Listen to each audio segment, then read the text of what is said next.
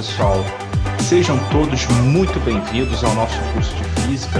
Eu sou o professor Robson Santos e hoje eu pretendo dar continuidade ao nosso 6º capítulo do curso. No 6º capítulo, eu irei tratar dos assuntos força de atrito e plano inclinado. Numa aula anterior, conforme você pode acessar através desse card, eu falei somente da teoria sobre forças de atrito. E agora, pretendo eu realizar exercícios sobre esse assunto. Vamos lá?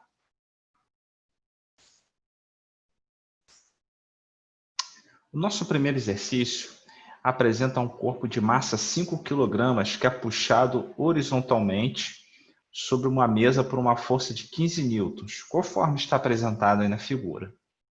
No entanto, com uma força de apenas 10 newtons, já seria possível movimentar esse corpo.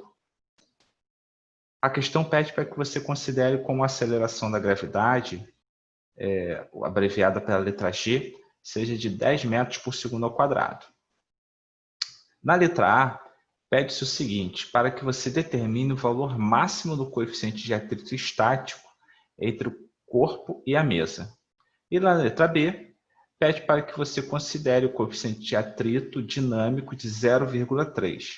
Nessa circunstância, determine assim qual será a aceleração do corpo. Primeiramente, vou anotar os dados que a questão me dá. A questão me fala que o corpo tem massa de 5 kg, a força aplicada sobre ele é de 15 newtons, porém, com uma força de 10 newtons já seria capaz de movimentá-lo, ou seja, 10 newtons é a força máxima de atrito que esse corpo pode ser submetido.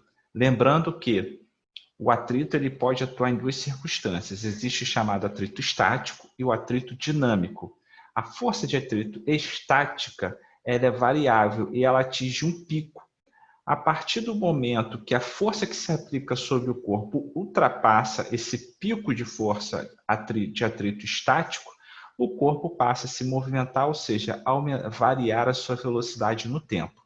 Quando a questão me diz que a força mínima para movimentar esse corpo é de 10 newtons, sugere-se que a força de atrito estática máxima é desse valor. A questão também me diz que a aceleração da gravidade é de 10 metros por segundo ao quadrado. Então vamos lá.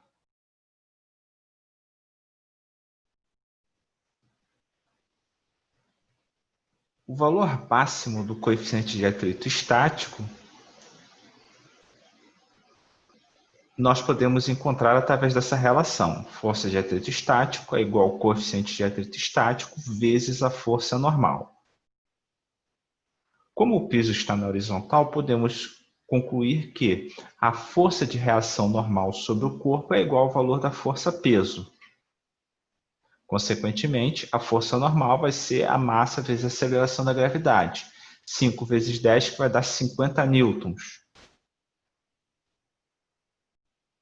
Na iminência do movimento, a força mínima vai ser igual à força máxima de atrito estático. Portanto, 10, que é a força mínima, vai ser igual ao coeficiente de atrito estático vezes 50. Se eu realizar a divisão de 10 por 50, eu vou ter que o coeficiente de atrito estático máximo vai ser de 0,2. E essa é a resposta para a letra A.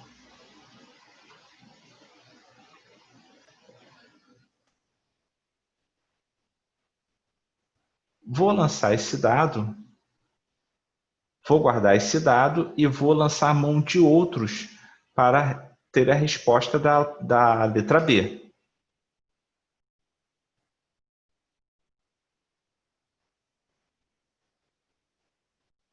A questão me pergunta qual é a força de atrito dinâmico. A força de atrito dinâmica vai ser o coeficiente de atrito dinâmico vezes a força normal. Como o coeficiente de atrito dinâmico é de 0,3, ao multiplicar isso por 50, eu vou ter o valor de 15. Portanto, a força de atrito dinâmico é de menos 15 newtons. O valor negativo se deve ao fato da força de atrito ser contrária à força sobre o qual o corpo está submetido. Portanto, para calcular a sua aceleração, eu vou levar em consideração a segunda lei de Newton, que diz que a força resultante sobre um corpo é igual ao produto da massa vezes a sua aceleração. E qual vai ser a força resultante?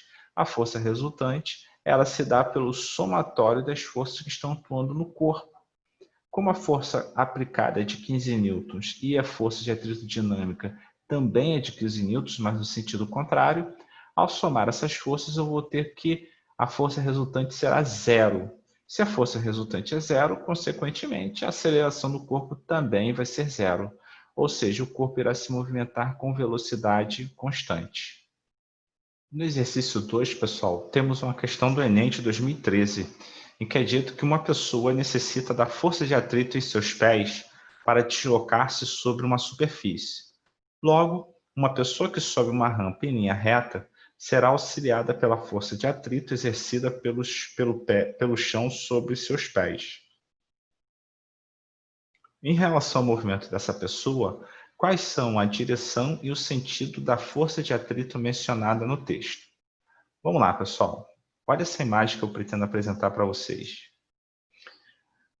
Uma pessoa, quando ela está subindo uma rampa, ela empurra os seus pés para trás. Por causa da rugosidade existente entre os seus pés, ou o calçado, e o piso, e a rampa, no caso, há um impedimento do movimento dos seus pés para trás. A pessoa, na verdade, ela está empurrando a rampa para trás. Seguindo aquela lei da ação e reação, ou chamada terceira lei de Newton, se a pessoa empurra o chão para trás, o chão empurra ela para frente. Ou se você quiser analisar de uma forma mais setorizada, se o pé da pessoa empurra o chão para trás, o chão da pessoa empurra o pé dela para frente. Mas como o pé está conectado à perna e ao restante do corpo, automaticamente o chão acaba empurrando todo o corpo da pessoa para frente. Então, a resposta correta é letra C. A força de atrito ela atua paralelamente ao plano e no mesmo sentido de movimento da pessoa. A terceira questão apresenta um pequeno bloco de massa 20 kg, em movimento com velocidade de 20 metros por segundo. Ele atinge uma superfície áspera, onde a força de atrito é 8 newtons. Então, vamos lá. A pessoa está movimentando um bloco, esse movimento se dá por velocidade constante de 20 metros por segundo, e de repente esse corpo passa a movimentar-se sobre uma superfície áspera, cuja força de atrito vai ser de 8 newtons. Determine a distância percorrida pelo bloco até parar. Supõe-se nessa questão que,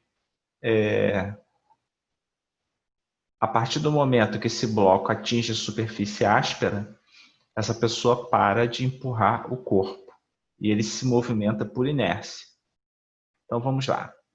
Esses são os dados que a questão nos dá. Força de atrito 8 newtons, a massa do bloco 20, velocidade inicial 20 metros por segundo, velocidade final, ou seja, a circunstância que ele irá parar, encontrar-se em repouso, 0 metros por segundo, sua posição inicial 0, a posição final que nós queremos saber.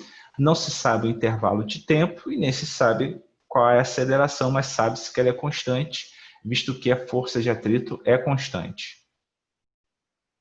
Então, o movimento ele será retardado, um movimento uniformemente variado e retardado, ou seja, com redução do módulo da sua velocidade. Vou lançar mão, consequentemente, de uma das 3 equações do movimento uniformemente variado. E aí vamos ver. Como calcular sua aceleração? De acordo com a segunda lei de Newton, a força resultante é igual ao produto da massa vezes a sua aceleração. Mas como esse corpo estará sujeito somente à força de atrito, conclui-se que a força de atrito é a própria força resultante. Se 8 é a força de atrito e 20 é a massa do corpo, 20 kg, basta eu pegar o 8 e dividir por 20 que eu teria a aceleração dele. Ou seja, esse corpo terá uma aceleração de 0,4 metros por segundo ao quadrado. Lembrando que é uma aceleração negativa, porque o módulo da velocidade irá reduzir até zero. E aí, qual dessas três equações ao lado tem somente a posição final como incógnita? Será a terceira equação. Será que eu posso utilizar a primeira? Não posso, porque eu não tenho tempo. E também não poderia utilizar a segunda. A segunda vai me dar a resposta de quanto tempo isso levaria, né, para que o corpo chegaria a velocidade igual a zero. Mas não é o que eu preciso. O que eu preciso é somente do deslocamento que esse corpo irá sofrer durante o processo de frenagem. E aí eu faço a substituição dos valores, como velocidade final zero, velocidade inicial 20 metros por segundo, a aceleração de menos 0,4, e aí, fazendo as contas, eu chego ao resultado, pegando 400 e dividido por 0,8, eu chego ao resultado 500, ou seja, esse corpo ainda irá deslocar-se por 500 metros. O exercício 4 também é um exercício de Enem. Ele fala dos freios ABS, que são uma importante medida de segurança no trânsito, os quais funcionam para impedir o travamento das rodas do carro quando o sistema de freios é acionado, liberando as rodas quando estão no limiar do deslizamento. Lembre, pessoal, daquelas circunstâncias mais antigas que hoje se vê muito pouco das rodas dos carros quando são travadas no processo de frenagem e faz aquele barulho bastante conhecido? Pois bem, nos sistemas atuais, sistemas chamados de ABS, isso não acontece mais. As rodas, você tem um sensor de velocidade rotacional nos cubos de roda, de forma que quando a roda está praticamente chegando à velocidade rotacional de 0 graus por segundo, 0 radianos por segundo, você tem uma liberação do sistema de freios de forma que permita que essas rodas mantenham-se girando. Ou seja, você não tem mais o travamento contínuo das rodas como era recorrente dos veículos mais antigos. Tá? E aí você tem gráficos ao lado que são representações esquemáticas da força de atrito entre o pneu e a pista, em função da pressão aplicada no pedal do freio, para carros sem ABS e com ABS. E a questão quer saber qual dessas alternativas realmente representa essa circunstância, ou seja, de força de atrito entre o pneu e a pista, os pneus e a pista para veículos sem ABS e para veículos com ABS. Pois bem, como foi dito a vocês, nos carros com sistema de freios tradicionais, quanto mais você pressiona o pedal do freio, maior é a intensidade de travamento sobre as rodas, de forma que, no limiar da frenagem, as rodas são travadas. E aí o que acontece? O carro passa a deslizar sobre o asfalto. Voltando a falar sobre aquelas ideias iniciais de força de atrito, vimos que, enquanto não há deslizamento de um corpo sobre o outro, porém esse primeiro corpo está sujeito a uma força que tende a movimentá-lo, você tem uma força de atrito estática que ela aumenta conforme a força é aplicada sobre o corpo. No momento que essa força de atrito estática chega ao valor máximo, a força que é aplicada sobre o corpo supera a força de atrito estática e aí sim o corpo passa a entrar em movimento. Porém, apesar dessa força de atrito estática ter sido superada, o corpo não fica sujeito a uma força de atrito igual a zero. O atrito continua a existir, mas aí, já que há o deslizamento, passa a ser atrito dinâmico. E a força de atrito dinâmica ela é sempre igual ou inferior à força de atrito estática. No caso dos carros, quando as rodas estão girando livremente, o tipo de atrito que existe ali é um atrito estático.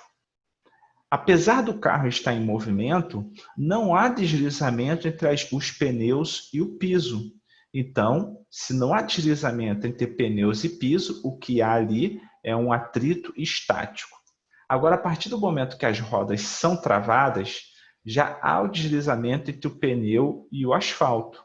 Portanto, o atrito já não é mais estático, e sim atrito dinâmico.